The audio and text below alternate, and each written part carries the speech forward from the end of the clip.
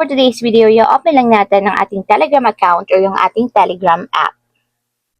And then, pagka-open guys, mula dito sa pinakang chat list, pumili lang kayo ng isang conversation na kung saan gusto nyong maglagay ng secret chat. So, halimbawa guys, is mag-open ako ng isang conversation. And then, pagka-open, itatap nyo lang guys yung profile na nandito sa taas.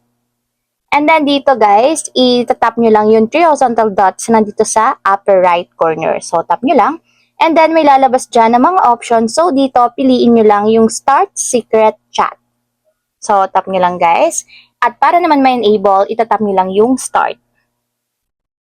And then, pagka-start guys, iintayin lang nating mag-online itong person na to. So, once na nag-online yan guys, pwede na kayong mag-start ng conversation dito sa ating secret chat. So, ito guys, kasing secret chat guys, is parang duplicate lang siya or other conversation ng pinakang messages. So, ito kasi guys, secret chats is pwede nyo siyang burahin anytime or pwede naman siyang mabura ng may specific period of time. So, kumbaga guys, duplicate lang siya.